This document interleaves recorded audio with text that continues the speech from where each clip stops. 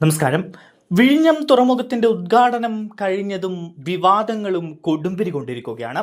ഏറ്റവും ഒടുവിലായി ഇപ്പോൾ കത്തിക്കൊണ്ടിരിക്കുന്ന വിവാദം ബി.ജെ.പി. സംസ്ഥാന അധ്യക്ഷൻ രാജീവ് ചന്ദ്രശേഖറുമായി ബന്ധപ്പെട്ടതാണ്. മന്ത്രി മുഹമ്മദ് റിയാസ് മാധ്യമങ്ങളിലൂടെ രാജീവ് ചന്ദ്രശേഖറിനെ രൂക്ഷമായി വിമർശിച്ചിരുന്നു. വേദിയിൽ ഒറ്റയ്ക്കിരുന്ന് രാജീവ് ചന്ദ്രശേഖർ ജയ് വിളിച്ചതും മുദ്രാവാക്യം മുഴക്കിയതുമൊക്കെ വലിയ വിമർശനങ്ങൾക്കും ഇടയാക്കിയിരുന്നു. എന്നാൽ അതിനെല്ലാം കടുത്ത രീതിയിൽ മറുപടി പറഞ്ഞുകൊണ്ടാണ് ഇപ്പോൾ രാജീവ് ചന്ദ്രശേഖർ രംഗത്തെത്തിയിരിക്കുന്നത്. വിഴിഞ്ഞം ഉദ്ഘാടന ചടങ്ങിലെ ഇരിപ്പിടത്തെ ചൊല്ലിയുള്ള പരിഹാസത്തിൽ CPM-ന് മറുപടിയുമായി എത്തിയിരിക്കുകയാണ് ബി.ജെ.പി. സംസ്ഥാന അധ്യക്ഷൻ രാജീവ് ചന്ദ്രശേഖർ. മുഹമ്മദ് റിയാസിനെ പരോക്ഷമായി പരിഹസിച്ചുകൊണ്ടാണ് രാജീവ് ചന്ദ്രശേഖറിന്റെ മറുപടി. താൻ നേരത്തെ വേദിയിലെത്തിയത് പ്രവർത്തകരെ കാണാനാണ്. അതിൽ കമ്മ്യൂണിസ്റ്റ് രാജവംശത്തിലെ മരുമകന് പ്രശ്നമുണ്ടെങ്കിൽ ഡോക്ടറെ കാണട്ടെ എന്നായിരുന്നു രാജീവ് ചന്ദ്രശേഖറിന്റെ പരിഹാസം.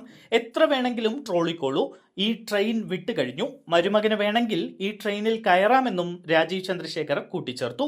കേരളത്തിൽ മാറ്റം വരുത്താൻ BJP-ക്ക് കഴിയൂ, BJP അധികാരത്തിൽ എത്തിച്ചിട്ടേ ഞാൻ ഇവിടെ നിന്ന് പോകൂ എന്നും രാജീവ് ചന്ദ്രശേഖർ പറഞ്ഞു. വിഴിഞ്ഞം ഇന്ത്യക്ക് വേണ്ടിയുള്ള പ്രൊജക്റ്റാണ്. ചില രാജവംശത്തിലെ മരുമകന് ചില പ്രശ്നങ്ങളുണ്ട്. വേദിയിൽ നേരത്തെ വന്നത് കാണുമ്പോൾ കമ്മ്യൂണിസ്റ്റ് രാജവംശത്തിലെ മരുമകന് പ്രശ്നമായി. മരുമകൻ ഡോക്ടറെ കാണട്ടെ എന്നും രാജീവ് ചന്ദ്രശേഖർ പരിഹസിച്ചു. CPM-കാർ മുഴുവനും ട്രോളുകയാണ്. വിഴിഞ്ഞം തുറമുഖം സാക്ഷാത്കരിക്കാൻ കാരണം നരേന്ദ്രമോദിയാണ്.